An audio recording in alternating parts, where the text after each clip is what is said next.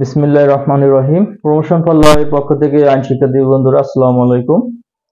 সাক্ষ্য আইনের প্রথমে আমি আপনাদের পরিচিতি, সাক্ষ্য আইনের ইতিহাস সম্পর্কে আলোচনা করছি। দ্বিতীয়, সাক্ষ্য আইনের ইন্টারপ্রিটেশন যে কজ অর্থাৎ ব্যাখ্যাসমূহের ফ্যাক্ট অর্থাৎ ঘটনা বা বিষয় সম্পর্কে আলোচনা করছি। আর ফ্যাক্ট ইন ইস্যু অর্থাৎ বিশ্বাস্য বিষয় নিয়ে আমি আপনাদের সাথে আলোচনা করছি। আশা করছি আপনারা ওই দুইটা খুব মনোযোগ দিয়ে ভিডিওগুলো দেখলে বুঝতে পারবেন, কারণ সাক্ষ্য আইনের এগুলো খুবই গুরুত্বপূর্ণ বিষয়। এখন আমি যে ক্লোজটি পড়াবো ব্যাখ্যাটি, সেটি হলো relevant fact, RELEVANT, relevant fact. এটার মানে হচ্ছে প্রাসঙ্গিক বিষয়।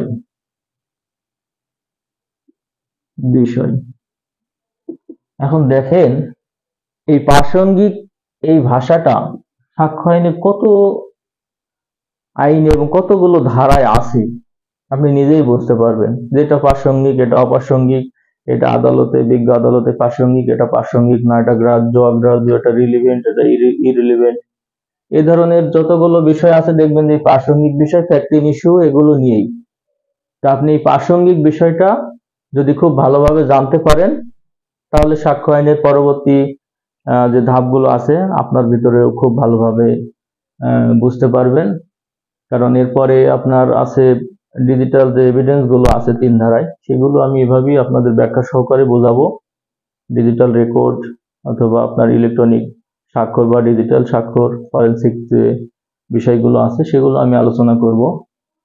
দেখেন এই ব্যাখ্যা সমূহগুলো এতটা ইম্পর্টেন্ট এই কারণে যে আপনি যদি মনে করেন a - b = 7 হলে আর ab = 5 হলে a + b হোল স্কয়ারের মান কত, তাই না?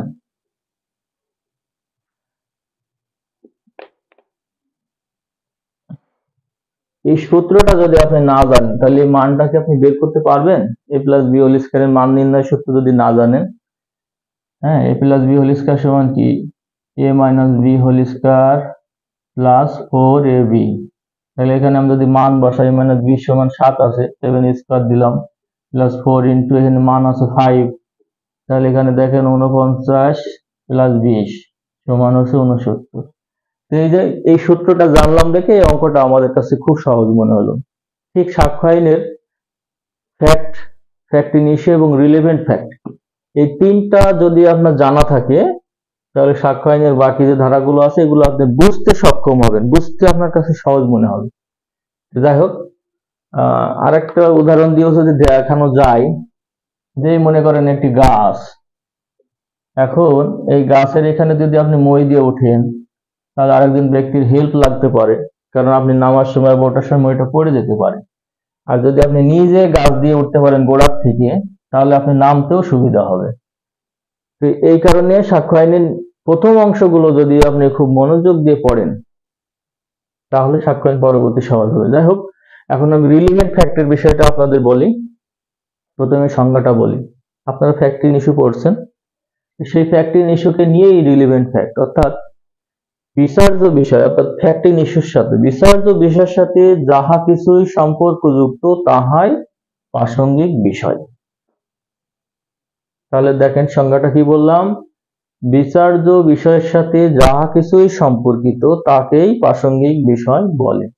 বিচার্য বিষয়ের সাথে আমি আগের উদাহরণগুলো অনেকগুলো উদাহরণ আপনাদের দেখাইছি, যে বিশ্বজিৎ একজন ব্যক্তিকে পিস্তল দিয়ে বা চাকু দিয়ে হত্যা করলো, এখানে পিস্তল বা চাকুটা একটা প্রাসঙ্গিক বিষয়।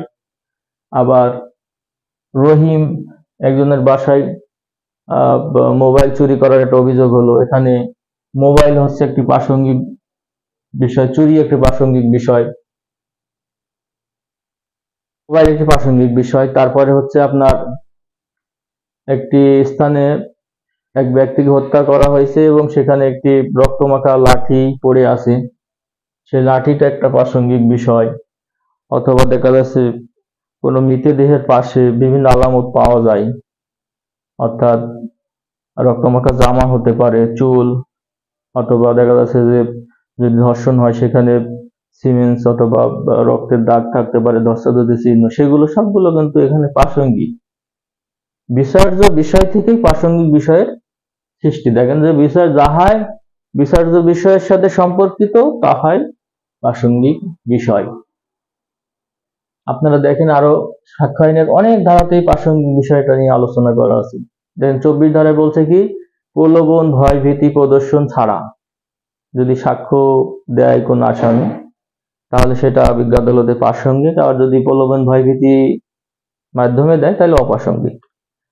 আবার আপনার 25 ধারায় বলছে পুলিশের কাছে নিয়ে কোন আসামি যদি স্বীকারোক্তি দেয় সেটা প্রাসঙ্গিক না। আবার 26 ধারাও বলছে যে পুলিশ হেফাজতে যদি আসামি স্বীকারোক্তি দেয়, যদি ম্যাজিস্ট্রেট হাজির থাকে তাহলে প্রাসঙ্গিক, হাজির না থাকলে অপ্রাসঙ্গিক।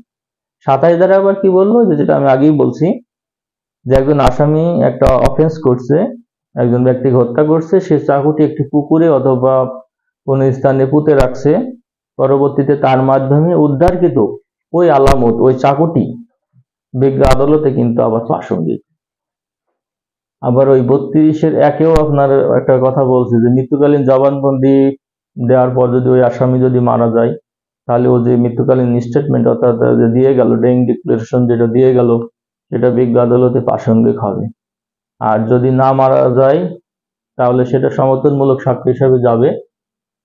তো এই ক্ষেত্রে প্রাসঙ্গিক বিষয়টা আপনারা বিষয়টা জানতে পারলেন। এটা আরো ধারার সাথে সংশ্লিষ্ট প্রত্যেকটি আমি আগেই বলছি যে 3টা বিষয় খুবই জানা ইম্পর্টেন্ট। এখন আরেকটা জিনিস দেখায়, দেখেন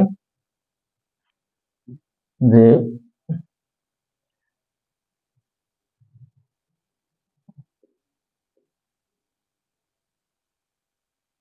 প্রাসঙ্গিক, এটার আবার দেখেন বিপরীত হচ্ছে অপ্রাসঙ্গিক।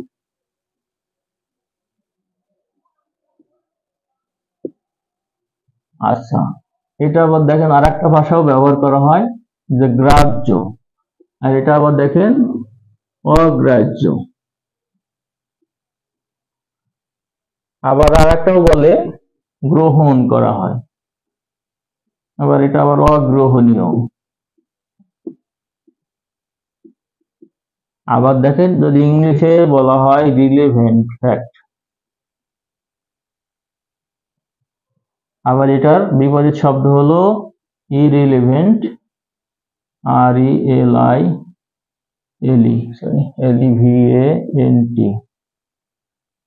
ইরিলেভেন্ট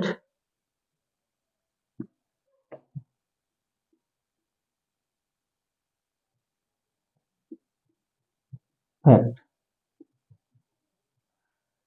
প্রাসঙ্গিক অপ্রাসঙ্গিক, গ্রাহ্য অগ্রাহ্য, গ্রহণ অগ্রহণীয়, গ্রহণীয় অগ্রহণীয়, মানে গ্রহণীয় বা অগ্রহণীয়, রিলিভেন্ট ইরিলিভেন্ট, এই ভাষাগুলো সাক্ষ্য আইনে অনেক জায়গায় আছে। এটা নিয়ে আপনাদের বিভ্রান্ত হওয়ার কিছু নেই। এটাও প্রাসঙ্গিক অবশ্যই একই জিনিস, যে আদালত গ্রাহ্য করছে একই জিনিস, আদালত অগ্রাহ্য করছে একই জিনিস, আদালত বিষয়টা গ্রহণ করছে, আদালত গ্রহণ করে না একই জিনিস। আবার রিলেভেন্ট, ইংলিশ হচ্ছে রিলেভেন্ট, এটার বিপরীত শব্দ হলো ইরিলেভেন্ট। তো এটা এই ভাষাগুলো আপনারা দেখবেন। এটার পাশাপাশি এটাও যেগুলো গ্রহণীয় নয়, যেগুলো আদালত একসেপ্ট করে না, অথবা যেগুলো মানে অপ্রাসঙ্গিক, সেগুলো এইভাবেই লেখা থাকবে। তো আপনারা আশা করি এই রিলেভেন্ট ফ্যাক্ট সম্পর্কে বুঝতে পারলেন। তো ফ্যাক্ট ইন ইস্যু এবং প্রথমে ফ্যাক্ট ইন ইস্যু এবং রিলেভেন্ট ফ্যাক্ট, এই 3টার বিস্তারিত আমি দিলাম। এটা আরো অনেক কিছু উদাহরণ ছিল, কিন্তু যেহেতু এটা ইউটিউব ক্লাস, আমি আপনাদের ভিডিওর মাধ্যমে দিচ্ছি। যখন আমি লাইভ ক্লাস নিব জুম বা গুগল মিটে, তখন দেখা যাচ্ছে এটার বিস্তারিত আমি আলোচনা করব। তো এইভাবেই প্রত্যেকটি ধারা আমি আপনাদেরকে তুলে ধরবো এবং আপনাদের বিস্তারিত আমি জানাবো, বোঝাবো। তো সাক্ষ্য আইন যেহেতু কঠিন একটা সাবজেক্ট, সবাই আমার সাথে থাকবেন। সবাইকে অনেক ধন্যবাদ। আল্লাহ হাফেজ। 1 মিনিট হলো এটা।